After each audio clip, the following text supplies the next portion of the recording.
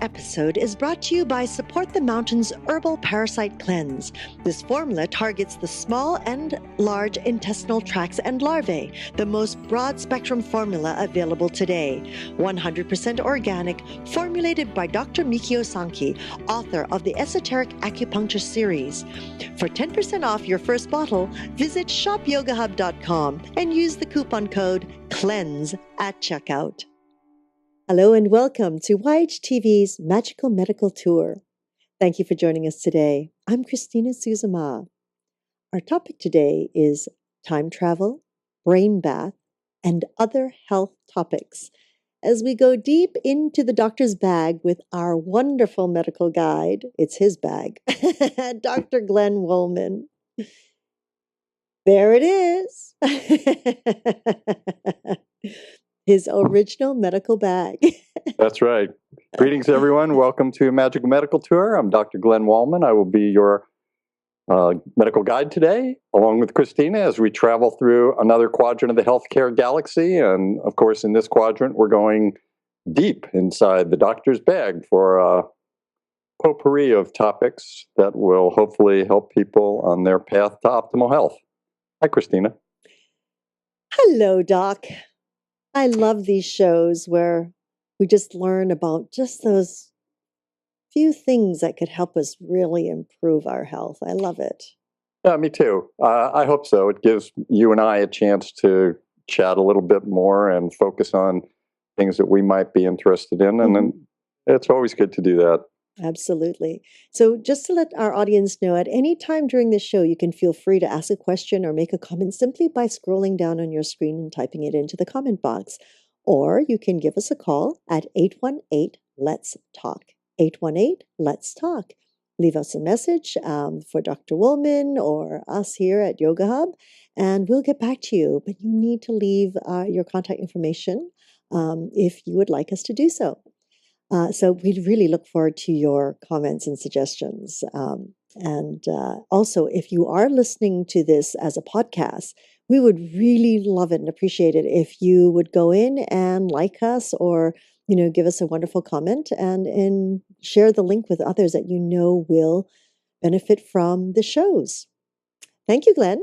That's great. We do hope people benefit from the show. But sometimes I even think, if even one person benefits from it, then it was a success. And as you just said, if people share it with others, then just domino effect and it travels on, and we like that. Yes, we do. That's why we're doing it. Yeah. So you know that I always talk about the 6 categories of optimal health: nutrition, exercise, stress management, sleep management, patterns of behavior, and spirituality.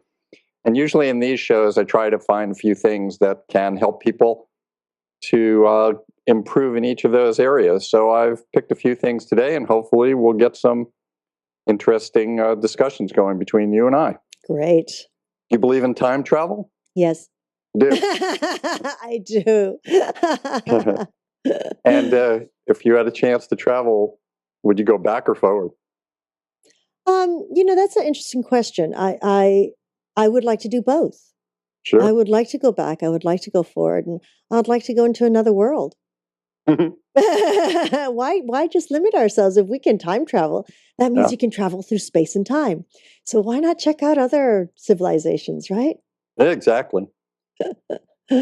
So one of the things that always occurs to me when I'm taking care of clients as a medical guide and even as an emergency physician, and we've talked about this many times, the fact that people, even if they get good advice, they don't take the advice and don't change their patterns of behavior and continue to do things possibly that will affect them in their health, either in the present, in the near future, or in the long-term future.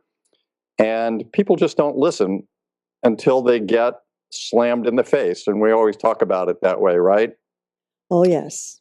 Yeah. So I was watching a podcast the other day, and the show was about time travel, and they asked people of all ages, ranging from kids 9, 10, 11 years old up to adults in their 80s and 90s coming toward end of life. And they talked to them about time travel. And it was very interesting of course, many of them did the usual things. They said, "Oh, I'd like to go back and change something that I didn't say to a loved one before they died, or I said something that I wish I didn't say, or I wish I did this, or didn't date this person, or whatever." A lot of those, but basically, it then came down to the majority of people wanted to go back and change something they did that caused a health problem for them. And I thought, that's an interesting concept. It's maybe a new angle on how I can get people to think about changing a behavior. And so I thought about the possibility that if people could imagine that just about when they're about to make a decision, that if they could go into the future and then time travel back to the past, how would they look at the decisions they're making?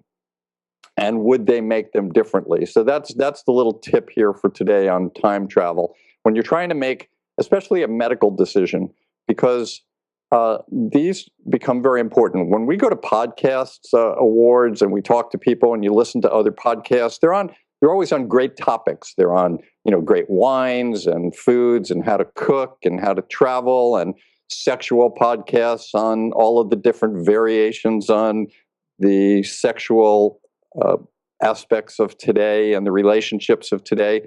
All of these things that I look at are great podcasts, but ultimately, if you're not healthy, if you're not feeling well, none of them are really enjoyable. So optimal health is, of course, important, and yet people still make decisions that are not based on the potential for optimal health, and they're willing to risk a lot of things. So again, this is the idea for today in terms of thinking about when you have to make a decision that pertains potentially to health and healthy aspects of your life, how you're going to be 10 or 20 or 30 years from now. Maybe you should look back on the present, move into the future, look back on the present, time travel, and see if you can make better decisions. And when you do that, it's not just about deciding whether I should bungee jump across this bridge in Australia or tightrope across the Grand Canyon, those kind of things, which of course are important. But I also think it's very important when you're dealing with a health issue itself, and the doctor is recommending a surgery or radiation or chemotherapy or this treatment or that treatment. It's a good idea to think about it when you're making your decisions and look at the risk-benefit ratios, and then try and make a much more healthy decision. So that's my little time travel tip for today. I like that. I think that's a really great suggestion, Glenn, because we don't realize sometimes when we're faced with something, it's so easy to ignore. It's so easy to just push it aside and actually look at it and see how it will affect us in the future. But wouldn't you think that there may be a lot of hesitation or fear because people don't want to look into the future? Like if they are, for example, if they are diagnosed with cancer, God forbid, but they're diagnosed with cancer. There is everyone I've spoken to who was first diagnosed and first told, no matter what aspects of cancer and what level or what do they call it, the degree that they're at, there's always this immediate, like they say, it was almost like it took their breath away. And knowing that and the fears that come up, how would you say, what would help them to be able to look into that future and come back to the present, right? Yeah. Well, the key here. Go ahead. I'm sorry. And make decisions a little more with clarity as opposed to fear-based. Well, that's the key right now. Decisions are going to be made. That's what happens. Some people, when we study logic, there's something called decision by indecision. When you're driving in a car and you're heading toward an intersection and you see that the light is turning yellow and it's been yellow for a second or two, and you're trying to decide, do I stop? Do I not stop? Do I stop? Do I not stop? And then you go through the intersection. So you technically made a decision by not deciding something. And so in this particular case, what I'm saying is decisions need to be made. And it's true that you may go into a fear state, which we're going to talk about interestingly in the next topic, brain baths. But you will go into a fear-based state for just a few minutes, and that's okay. The point is that you don't necessarily have to make the decision like an emergency room doctor who may have to make life-changing decisions instantly. A lot of times when you're diagnosed with something, you don't have to make decisions in that moment. So get through your fear and then realize that a decision needs to be made. And what you do is you start looking at the risks and benefits, and you look at that ratio. And then just as another tool in putting the decision together, after you go through all the facts, you talk with your doctor, you talk about this, chemotherapy, the side effects, and what it may do and what the possibilities are from that. It takes a little while. And after you go through that, try and imagine 5 years from now, or 10 years from now, or 20 years from now, depending on what you have, and find out questions of what things may be at that time if you make this decision. So it becomes a longer process. And by making it a little bit of a longer process and bringing facts into it and looking at it from different perspectives, and in fact, perspectives are going to be part of my final health tip today. So this is all, it's all together here. That's great. By looking at different perspectives, it gives you options. And you still may make the wrong decision, or you make a decision not based on optimal health. But this is just one possibility of a way of making better decisions and bringing optimal health and clarity into it by looking at it from a different perspective. Move into the future, go back and look at the present. And then when you make that decision, your future will probably be better. I'm ready for my brain bath. Can I call it a brain spa? I was thinking brain bath may not be the... I need that.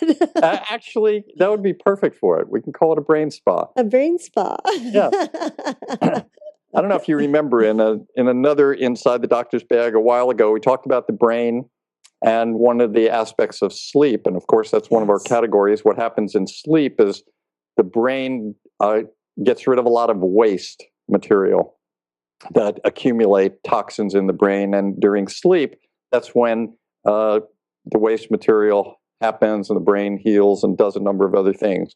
This is another aspect we're going to talk about today. This has to do with neurotransmitters.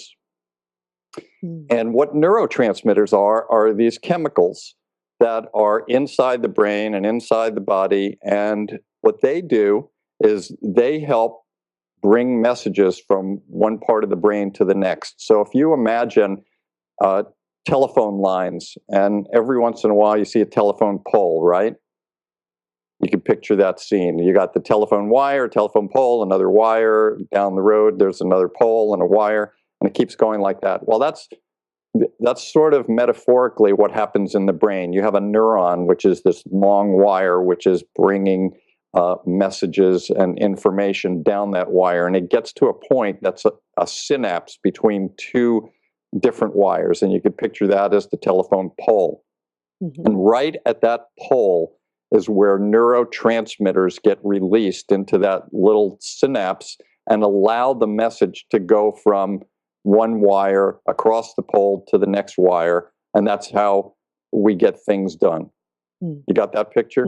Yes. So within that, there are over hundreds of neurotransmitters, and understanding that, in my mind and the minds of many, the central nervous system, the brain, the peripheral nerves, this is the final frontier in medicine for us to learn about. I mean, other than going deeper and deeper into a cellular level. But the brain, we're still learning things about the brain. We don't know where the mind is in the brain, for example, and we don't know how all the connections actually happen. But we are learning things, and we're learning very important things. And one of the things that we're learning is more and more about the neurotransmitters and the way they work. And basically, neurotransmitters account for everything that we do. It accounts for our heartbeat. It accounts for our breathing, our diaphragm, our lungs. It accounts for digestion, movement, vision, hearing, all of our senses.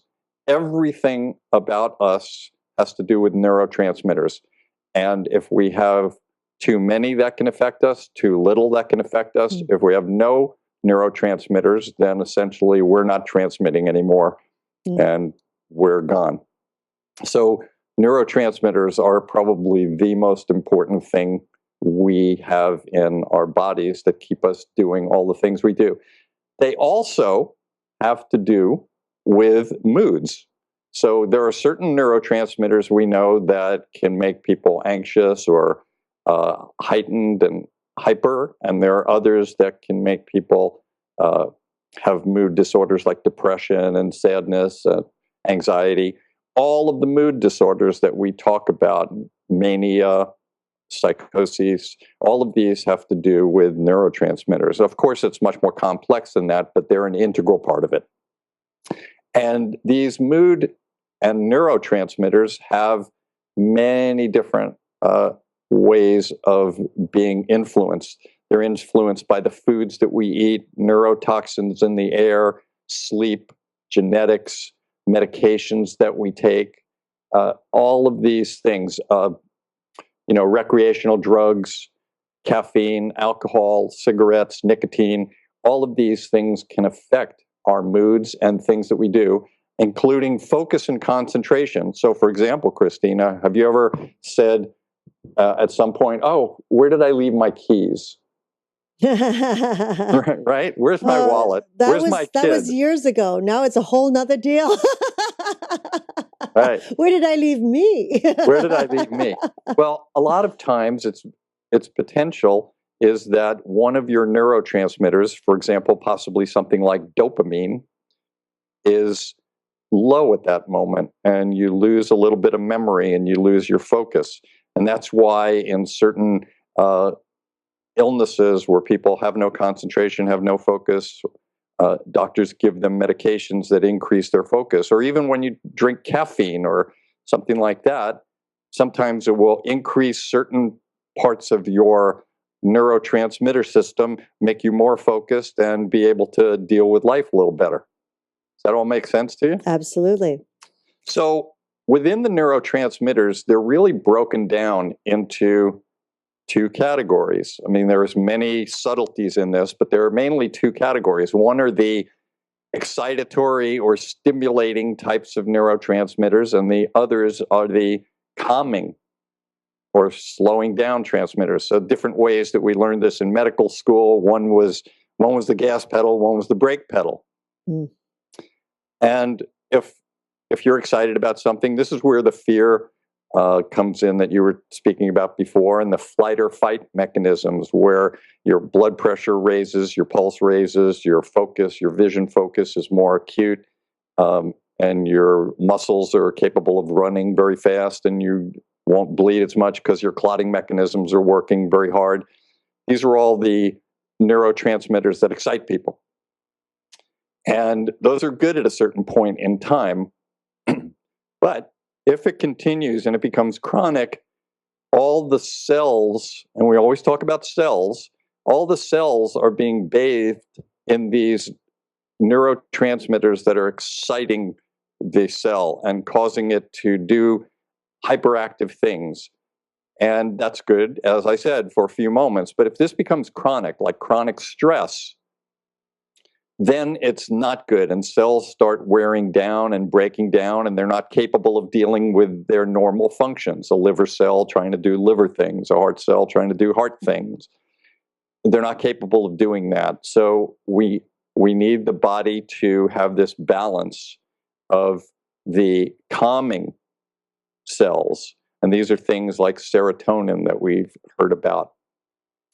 So what my tip is for today in terms of neurotransmitters and brain bath is that I suggest that if you're having a day that every hour of it is filled with stress, within that hour, it's a good idea for 1 minute out of that hour to give yourself a brain spa and sit quietly and allow the excitatory, stimulating neurotransmitters to sort of fade away and bring up the calming transmitters so that everything gets relaxed and more balanced. Because again, if you're not balanced, you're not going to be in optimal health, and there are going to be problems, and they manifest over short periods and long periods. So the tip is that every hour that you're stressed, you should take 1 minute out of that hour and do some calming procedures. And of course, my recommendation is always the Wallman Metaphor Square Breath, which actually takes about 64 seconds. And those of you that have not heard about it, I would recommend that you go to my website, glennwollman.com, GLENNWOLLMAN.com. And my webmaster has made it very easy so that if you go down on the home page and you see subscribe, you just click on subscribe. They'll ask you a few little things. It's free, of course.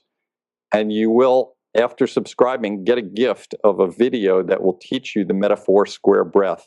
And basically, it's taking a breath in and holding it for 4 seconds or a count of 4, holding it at that point, the breath in for a count of 4 or 4 seconds, letting it out for a count of 4 or 4 seconds, and then holding that for 4 seconds or a count of 4.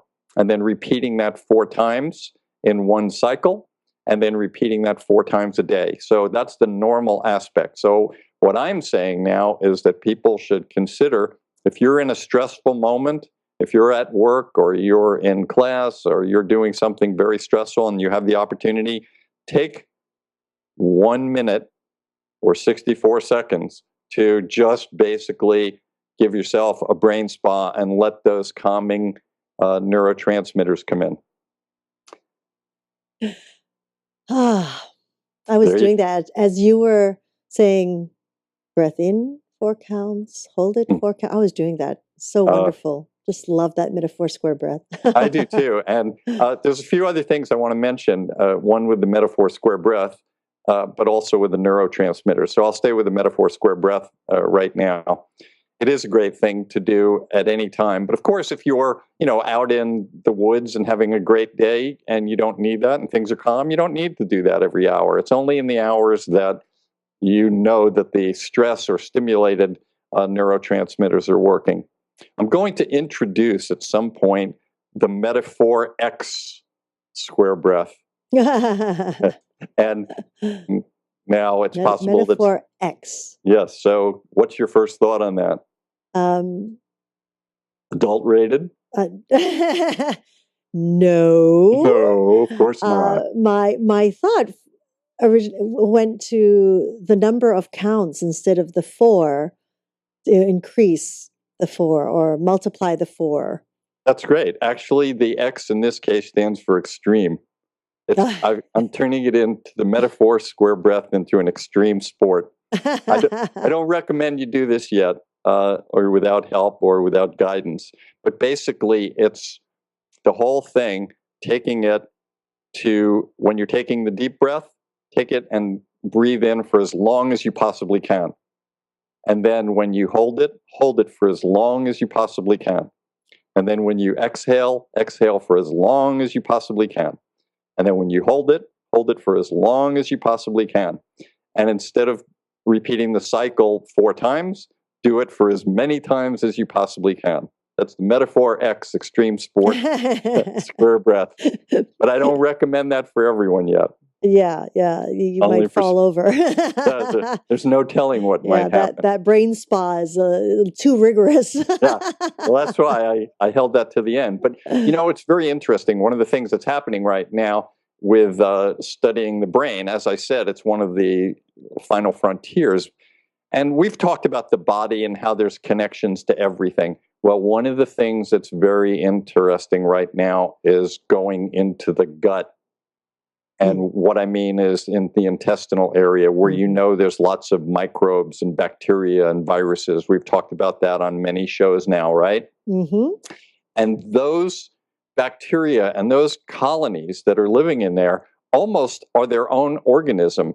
They have more genetic material within them than we have in the rest of our body. Mm-hmm. And what's happening now, this is really interesting, stay tuned, is that scientists are studying the relationship between these microflora in the gut and things that happen in the body. We certainly know that when you take an antibiotic and the flora gets messed up, sometimes you start getting gastrointestinal problems. And if the flora gets messed up for chemotherapy or for other reasons, people get irritable bowel syndromes. Of course, you can get it for other reasons, but many things happen. So we already know there's connections from the gut to the gut. That makes sense. And we also know that in the gut is a major portion of the immune system. In fact, serotonin that I spoke about a little while ago, a lot of that is produced within the gut. Now, that isn't necessarily what's going to be in the brain neurotransmitters, but we know that there are similarities there. So here's the interesting thing, Christina, is that they're seeing that aside from certain diseases where things in the gut can affect your GI tract and heart and other things, they're seeing that it may have an effect on mood disorders, things like depression and anxiety. And they're starting to look at studies there. More studies certainly need to be done, but evidence is starting to accumulate, which shows that there are connections from the gut flora to your mood, which could be anxiety or depression or mania, things like that. A lot more to be studied. But that means, one of the things that means and implicates is that potentially as part of a treatment program for people that may have a mood disorder, is diet may become actually something that's necessary. And we may be seeing doctors as part of combinatorial medicine, which I always talk about. Aside from medications for a mood disorder, they may be putting people on probiotics for your depression. I think that's wonderful. I mean, Glenn, when for years now, when they talk about children and their mood swings or their hyperness, they go, okay, remove the sugars in the diet, remove this, I mean, that all has to do with what they're putting in their bodies, right? There's certainly a major portion of that has to do with what they're putting in their bodies. Yes. And we're learning more and more of that now. Yes. And it's so wonderful that they're actually really really studying it now. I think that's fabulous. I would prefer to regain balance through changing my diet as opposed to these pills or supplements, that could be the quick fix as opposed to a habit change.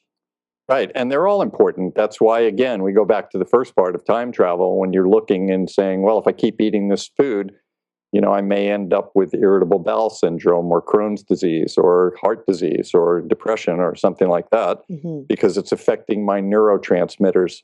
And that might be the key here, where people don't make that connection between things that we make choices about and how it's going to affect all of the things that we are. Because when we're not feeling well, it doesn't matter if we have tickets to a great concert. We're not going. We just don't feel well. It doesn't matter if we're traveling on a ship, on a cruise around the world. If you're sick in the cabin, you're not going to be enjoying it as much. So these are the things, putting it all together, the decision-making about everything we do and things that we put into our bodies and how we get stressed out and recognize that stress and then start the calming mechanisms, doing it once an hour, literally. And if you do the metaphor square breath, it takes 64 seconds if you do it just with the 4-second rule. So that's my second tip of the day. Like that tip. I like that brain spa. Yeah, brain spa. I was thinking about it last night. Should it be a bath? Should it be a shower? Should it be... I never thought of spa. That's a great idea. Multi-level. I know. Very good. Right.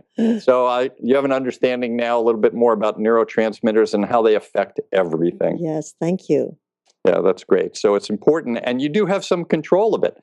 If you get depleted or you need more, these are things that we have some control over. And meditation, whatever method you use of calming yourself, breathing or humming or saying a mantra or just sitting quietly or looking at a flower or lighting a candle or whatever you have to do, that's important. Mm. and do that. Yes, yes. I think, especially with how fast everything is moving today, with the internet, with the cell phones, with the, everyone's on data plans now. You need to disconnect, Disconnect. I think unplug. Heidi Harrison, when we talked to her about Pilates, I think she, as one of her health tips, once said, when you're working out, disconnect. Get rid of the iPhone and stop listening to this and that, and just get within your body, listen to your body, and do all of the right things for yourself. Yes. Okay, it's time to do that. I'm checking out. We'll have a 64-second silence right now for everybody. There you go. So that moving on to another topic is physical exercise. What we know about physical exercise is that it's important. What we know is that you need to do it. What we don't know is what's the right exercise, how often should you do it, how intense should it be, how long should it be, all of these things. We don't know that, but we're narrowing down on it. We know that you need to have some resistance training, you need to have some flexibility and stretching, you need to have some cardiovascular work, maybe some low impact, a number of different things you should have. And everybody should have their programs that they do. We always talk about that. Have an inside program that you could do if it's raining out, and have outside programs you could do if it's beautiful out. But what happens if you can't get to your programs during the day and you need to do something? We know that you should probably exercise every day. So my tip on physical exercise now, it's a simple one, I kind of like it though, is I recommend that if you can't get to your normal exercises, then take a few minutes in the day and do one push-up, do one sit-up, do one knee bend, and do one calf raise or toe raise each day. And if you can, also do one chin-up. You like that, huh? Well, I'm thinking about it like one push-up. Yes. Well, I would tell everyone do two, because the first one's usually a little wobbly. Well, this is the key here. What my theory is that if you have to commit yourself to go to the gym for an hour or run for an hour or do an hour of this, sometimes in a day, Yes. you have all of these ways of saying, oh, I can't do it right now. I don't have enough time. I have to do this in a half hour. I have to do that in a half hour. So I just can't go to the gym today. So then you eliminate all of your exercise. And so my theory is that if you say to yourself, I'm only going to do one push-up, how can I argue with that? I know people who will. Well, it's like, yes. Well, what a waste of time. I'm just doing one. Is like, is it benefiting me? Yes. So the answer, there's two parts to the answer. One part is it's definitely benefiting you rather than not doing it. Mm-hmm. And the second part to the answer is the technique involved. And then the third part to the answer is what may happen when you do this. So the technique involved is, instead of doing one very quick push-up, certainly you can do one very quick push-up, but the idea is to do each of these exercises very slowly and connect to your body, the muscles that are working, how they all coordinate, getting your core balanced and making sure you're doing this correctly. So rather than doing one quick one, which lasts maybe a half of a second, try and do the push-up that could last maybe 5 to 6 or 7 seconds. Do a sit-up that lasts 7 to 10 seconds, or a knee bend, all of these. So it takes a little bit longer. But my theory is that if you do that one push-up and you're already down there, you may do the Christina variation and do a second push-up. And therefore, then you start going. The Christina variations will not be even 2. 1.5? No, I do believe it would be at least 9 of each. Well, that's the whole key here. I think you're right. That's the theory here. And if you get down there and you say, okay, I'm going to just do the one push-up, and you're down there and you say, well, I may as well do 8 more. And then suddenly you've done 8 push-ups. And then sometimes what happens is, and we go back to the brain spa, when you start doing that 1 or 2 or 3 or 9 push-ups, suddenly some good neurotransmitters start coming in that get you stimulated to say, maybe I want to actually work out here. And you're feeling better, and your oxytocin comes in, pain goes away, endorphins kick in, and then suddenly you realize that you're doing a whole workout. Yes. Okay. Start with 1, everyone. Yeah. That's it. Just one push-up. It is. And how can you argue with that? Just do your 1 push-up, 1 knee bend, 1 sit-up, 1 calf raise, and if you haven't place where you can do a chin-up, do 1 chin-up. But I know that anybody that starts enjoying exercise and makes it become part of their lifestyle and bringing it from intellect to consciousness, which we always talk about, is once you start doing a little bit of that, then suddenly you realize, hey, I'm here, I'm exercising, I may as well do a little bit more. And then you get all of these benefits from that. Well, it's like motion begets motion. It's like give a busy person something to do, and they'll always get it done, right? it's that weird momentum that we get into, and it's like, we'll just do another one. It's okay. Yeah. So it's just a theory, and we're testing it out today on Magical Medical Tour on Inside the Doctor's Bag. Just the exercise tip for the day: do your 1 push-up. I kind of like it. It's almost fun. I could see a whole gym class, people gathering, hundreds of people in the gym, and suddenly everybody, okay, do your push-up, class over. Yeah. And those who want to repeat. Repeat. Exactly. Oy. Oy? I can see it. I can see that happening. You can or cannot? I can see it happening where these people get down and do 1 and sit and watch everyone else. Yeah. No, of course there's going to be that. But, Magical Medical Tour, we're trying to help the people. Absolutely. And if we can help one person go, hey, I never loved exercise, but 1 push-up, how can I argue with that? Yes. And it might even help me. Yes. And if you don't like that, change it to a stretch or something like that. Yeah, definitely. You can do 1 stretch. Yep. 1 of everything. 1 of everything. That's a lot. Yeah. That's a good one, Glenn. Oh, yes. Oh, my. Yes, but it really is. It's amazing. I know we've been moving so fast that we haven't had, time to do our usual morning yoga, whether it be 15 minutes, half an hour, or an hour, because we've been moving and moving and moving. And I know it's taking a toll. It's like, it takes a toll, and it's like, okay, this is achy now. That's achy now.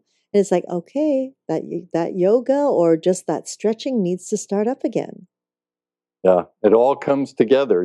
First you have the time travel where you look back and you say, I should have exercised today, right? Or I should have meditated today, or I should have eaten better today. So that's part of it. And then you start thinking more about why you're not feeling well, why you're not focused, why your concentration isn't good, why you're a little bit anxious right now.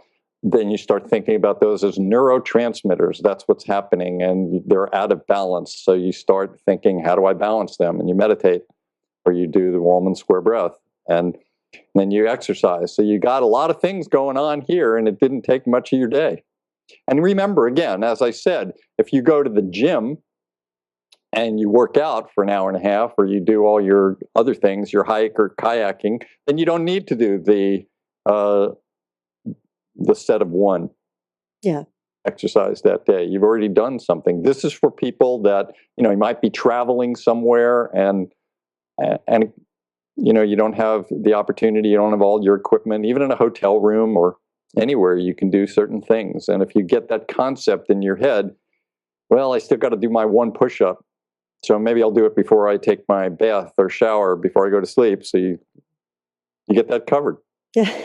And you're good. Yes, you are. I mean, just you're right. Get the 1 in. Get the 1 in, and you've done, if you do the push-up and the sit-up and the chin-up and the leg lift and the knee bend and all those things, you've covered lots of body areas. So you've really done a nice workout. Plus, you're also doing some breathing exercises while you're doing that. So you're getting more oxygen. It helps your appetite. might help you sleep better. It's all connected. Or bounce on a ball. Or bounce on them. You know, that's a whole Get other your set calf of muscles and all going. Bounce on a ball. that'll work for you. No, Wanna that's move? wonderful. I love that physical exercise. I think it really is so important. You know, as a child, when I was sick with asthma and allergies, and always having the flu of some sort, or the immune system was so down, and in those days, no, you're not allowed out. You have to stay indoors. You have to rest. You know, you can't eat fruit because of certain, it might create the cough, etc. Hmm. And you know, I really, it was amazing because I living through that. And in other words, in those days, it was you need to rest to heal. But it became so much that there was, it was almost like it was going backwards. There was no natural healing that could start because the body was getting weaker and weaker. You know, there was hardly any muscle tone. You know, if I didn't play fight with my brothers, I'd have no muscle tone. But it was only in the teenage years where I was so fed up. I was so fed up as a young child, going, no, this is awful, and I'd rather be dead than be so weak. And through exercise, even though they said, oh, you're asthma and this and that. And I said, no, I don't care. I don't care anymore. This feels awful. You know, everyone else is out running about, and, you know, they're complaining about physical education, you know, PE. And I'm like salivating, like, I want to do this, do this so bad. And amazingly enough, the moment I started a little bit at a time, that has a huge part in my healing process. And you can't get much more little than one. That's right. I don't want us to do a half of a push-up. Although that would be interesting. And this is also, you know, those are great statements. And it shows that you took exercise into your lifestyle, not just intellectually knowing that you should do it, but you actually made it consciousness. Well, I think at that age, Glenn, I don't think I knew that I even should. I believe it was, well, no doubt maybe some part of my body was aching for it so badly. You know, it was out of just being so frustrated, you know, not to be like everyone else, right? It's your neurotransmitters. They knew before you did. Yes, yes, yes. And I believe that. And that's probably part of growing up and consciousness and becoming a little bit enlightened is you start tuning in to your neurotransmitters and tuning into your body and feeling things and then analyzing things. That's what consciousness really is. It's about the ability to observe, analyze, and file things, you know? So people that are unconscious, and I'm not talking about people walking around unconscious, but somebody in a coma, for example, is not necessarily able to do all of that, to be able to analyze things and then to file them and look at them. So as you become more and more aware of your consciousness and your body and the connections between your body and your mind and spirit, these things become better and better, and you become more and more healthy. And you can also do this exercise, you know, when you're recovering from an illness or something. You know, you're recovering from the flu, or you had a surgery and you want to start working out, but you don't feel strong enough to get to the gym. Doing that set of ones will start getting your body back into order. It'll start testing you. It'll show that you're a little weak and that you have to get stronger. And it will start doing the resistance exercises and getting the muscles connecting again and neurotransmitters working and more balance in your brain. That's wonderful. You know, I witnessed something this morning you know, as many of you might know, I volunteer at an elementary school, and I volunteer in the kindergarten level and every morning. So today, it just so happened one of the classes had a substitute. And what I witnessed today, and I think you'll really appreciate this, Glenn, is this woman, this substitute teacher came in, And usually the kids are a little more rambunctious when there's a substitute, etc. And she had this way about her where she was insistent on learning each child's name and the way she was going to map out where they sat. And instead of name tags, which she didn't believe in, she says, I am going to create my own map and I am going to know where each person is sitting and at least say the child's name every time I'm about to ask them a question, which that connected the children to her. You know, these are 5, 6-year-old kids. They're pretty wild, especially after the breakfast. Sometimes they're served. And what was interesting was after she had mapped everyone out and they were sitting on the rug with her, you know, usually they go through the days of the week. Well, after, okay, today is, you know, Tuesday, tomorrow was what day? And she'd ask those simple questions.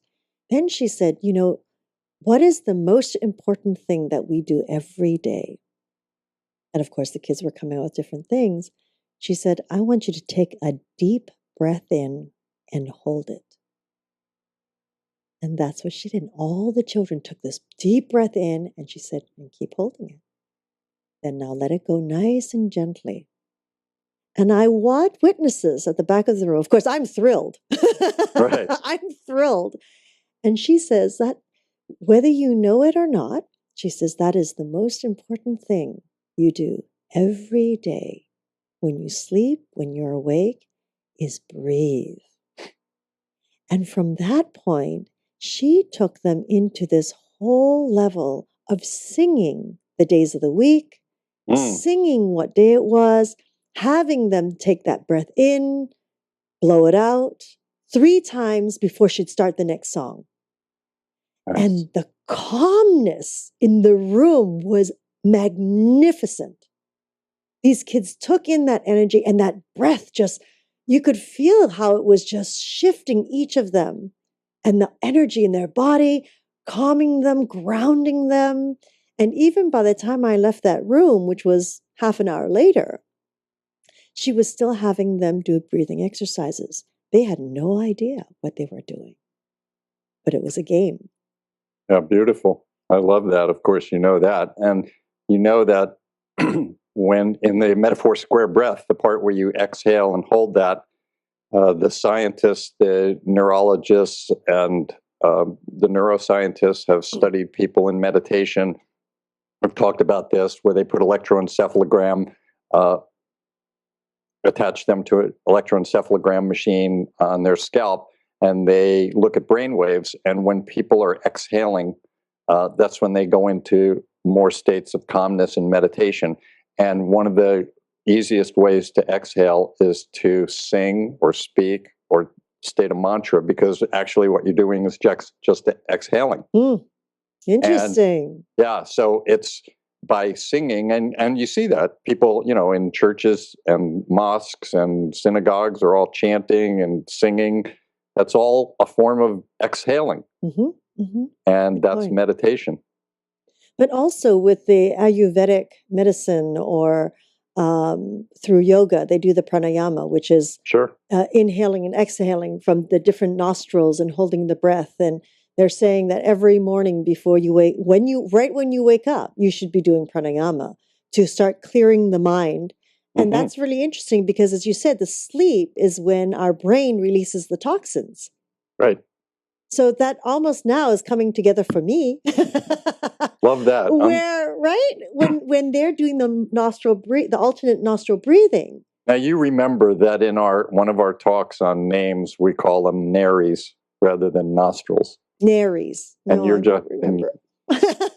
Your assignment is to go back and watch every episode until you remember that. Oh my gosh, 100 and what? Okay, as we close each nary. Right. But now it sort of has come together and it makes sense to me. It's almost like as you're exhaling on both sides, because they're saying it works, it cleanses the brain, it cleanses the mind in the morning when you first do that. Yep, and you could do it all day and it'll keep cleansing it. And I'm just picturing now that, you just got enlightened. I'm just picturing this wave or ripple effect as people watch today's show and they get that same insight all around the planet and out into the galaxies.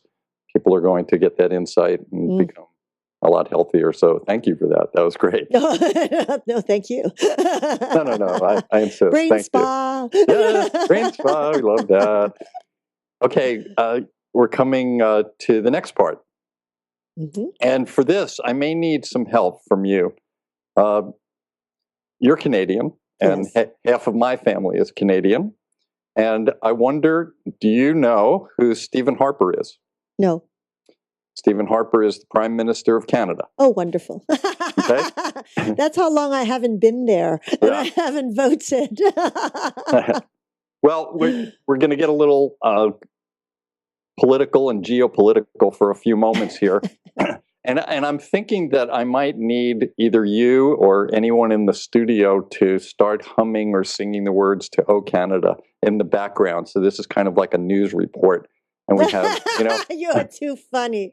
an accompanying a background music. Can you hum a little of that?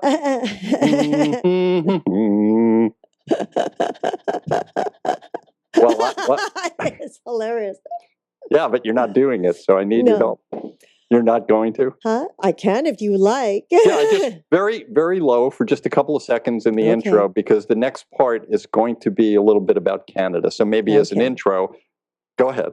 Dun dun dun dun dun dun dun dun. That was totally wrong. That was, I know. Okay. That was the wedding song, actually. I was, yes, like a wedding march. Okay, we're a little off. We need a little brain spa now. Oh, okay, Canada. okay. I'm going to hum it as you speak. Yes. Okay. Yes. Okay. Last weekend was the 15th summit of French-speaking nations, and it was in Senegal, Africa. Okay, enough sound effects.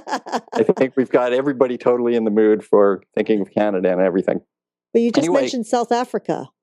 So, well, not South Africa, Senegal, Africa. Senegal, Africa, okay. Right. And if you remember, when we talked about Ebola, that was one of the areas where Ebola was very big in Senegal. But this past weekend, the International Organization of La Francophone, and I may be pronouncing that incorrectly, but it's the International Organization of French-Speaking Nations.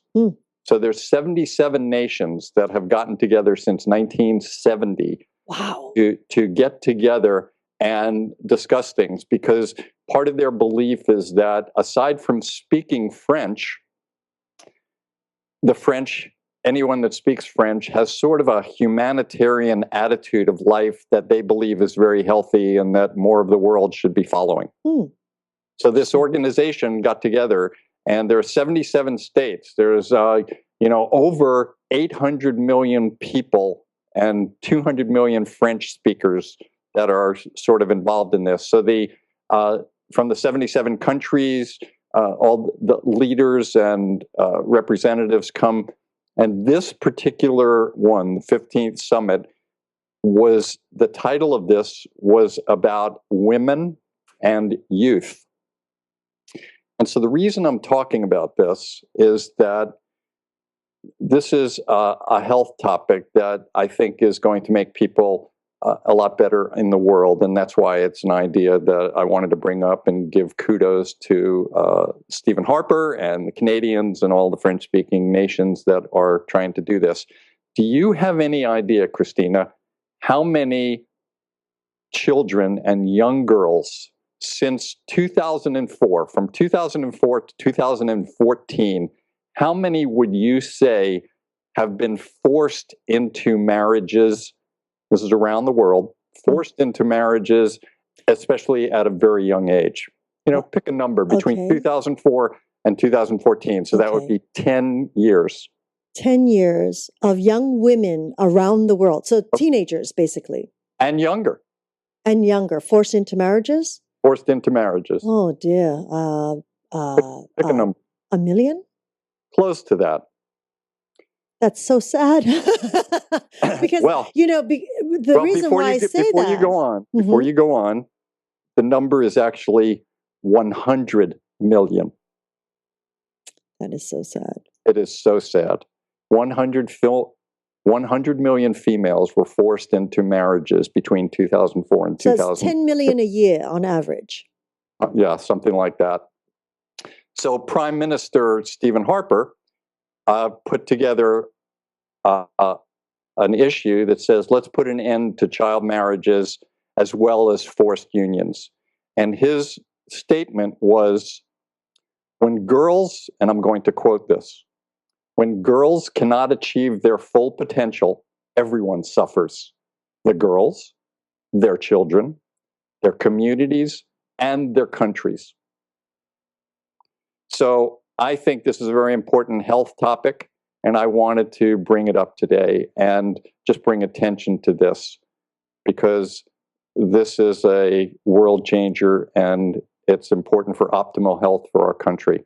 Also, Canada donated $500 million for immunizations for children and mothers. There's an enormous number of children that die every year before the age of 5, an enormous number of women that die in childbirth, during childbirth. And all of these things are important to bring into recognition. And at this French-speaking summit, this was what was talked about today. Wow. Or over the weekend. So I just wanted to honor that. Oh, kudos to him, huh? That's kudos wonderful. to him and all the people that are going to do something about that. 100 million girls, Christina. How sad. You know, I say it's sad. And then, you're right. Yeah, well, it is sad. But then I also, because I have been to different like third world countries, etc., and have witnessed, you know, the poverty levels. Sure. And honestly, if I had the choice of selling my child versus marrying her off, I would choose marrying them off, and hopefully into a better life. Then what we know also happens is that they're sold off, you know. So it's so hard to have a clear perspective of where that 100 million are, you know, where the percentages are. Is it here in North America? Is it in South America? In the different continents? Is it in third world countries? Is it in a developed area or not developed area? You know, it's tough. I mean, it is sad. I mean, to say the least. I mean, whether it be young girls or young boys, it's sad.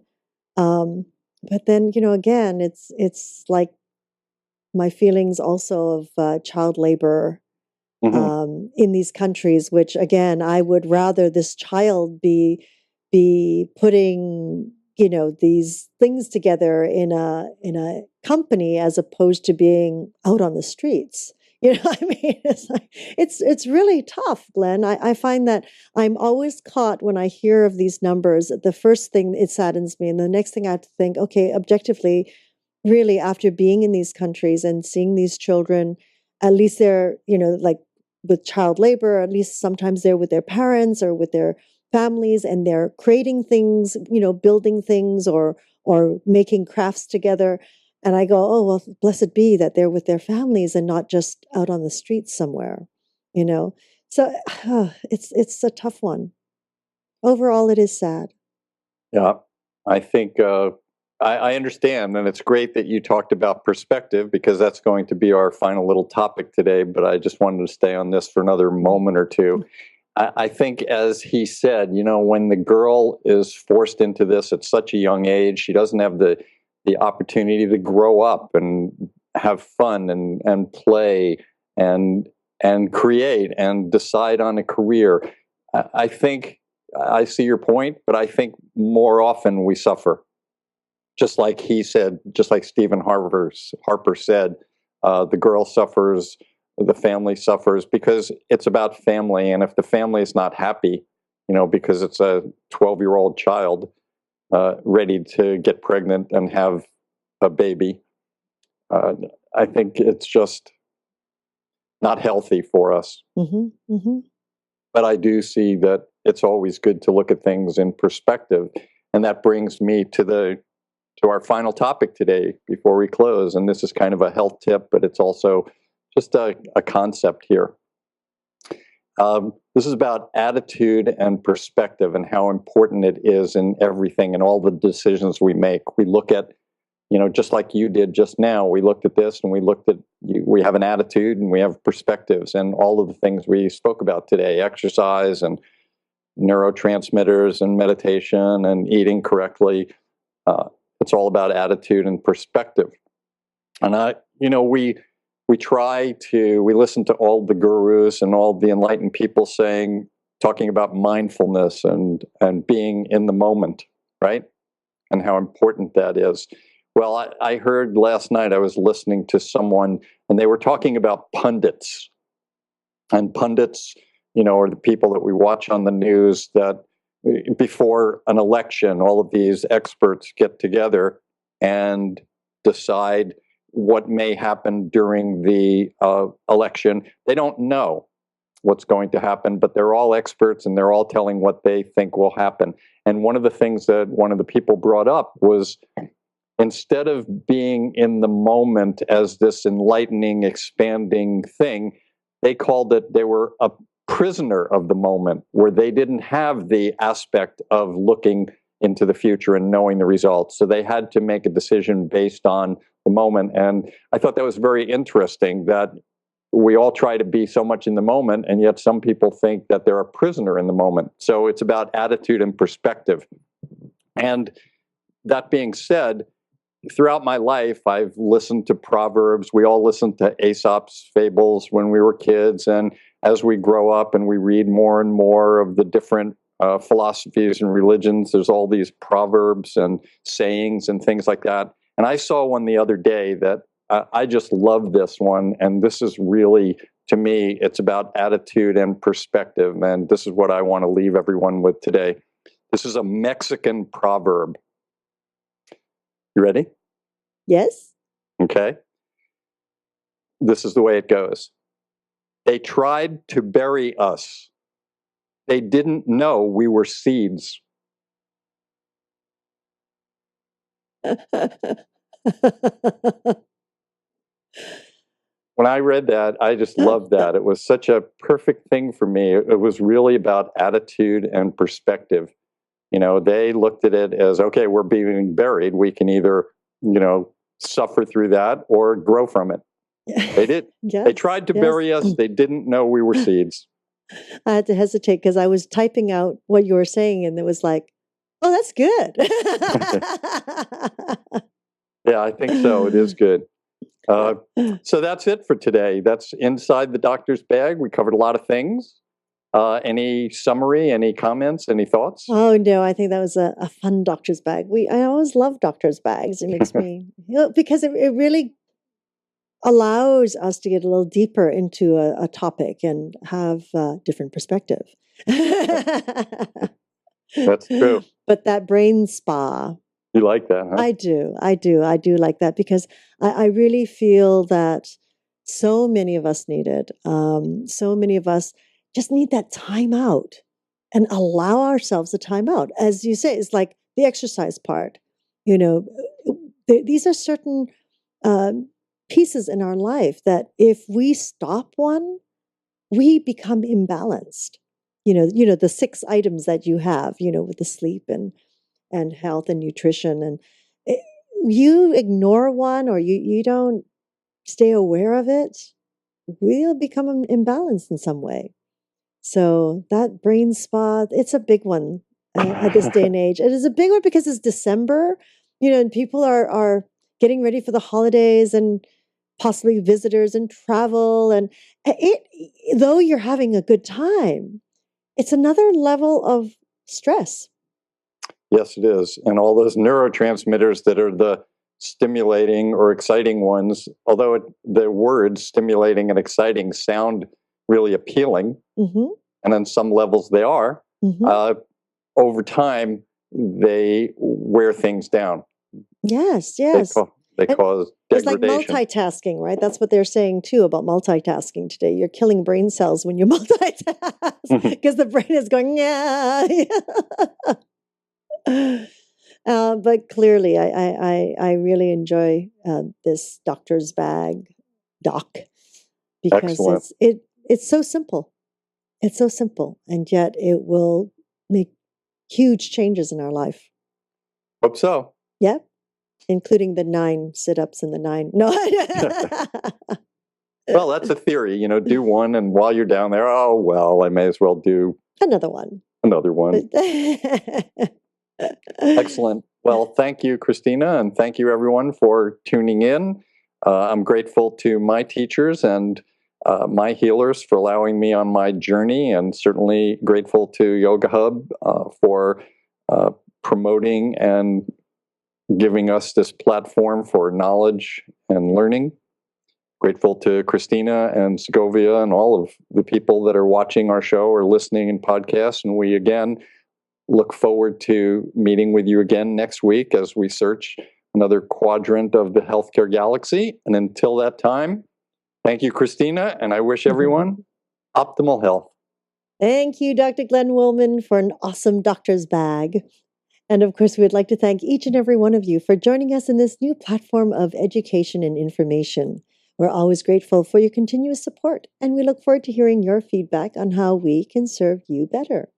If you'd like to connect with Dr. Glenn Woolman, you can do so through his website, glennwoolman.com, where we truly encourage you to learn about his Metaphor Square Breath.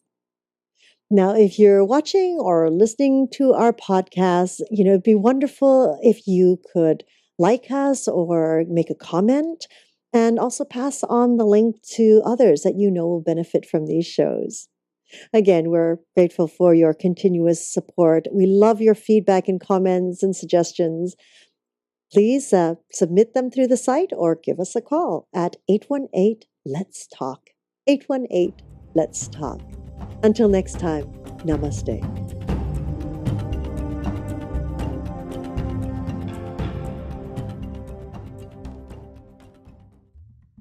In the natural and homeopathic model of healing, there is such a respect for the human body and for that doctor inside us that we assume that whatever symptoms we have aren't the result of breakdown of the body, but they're the effort of our body to try and defend itself and to try and heal.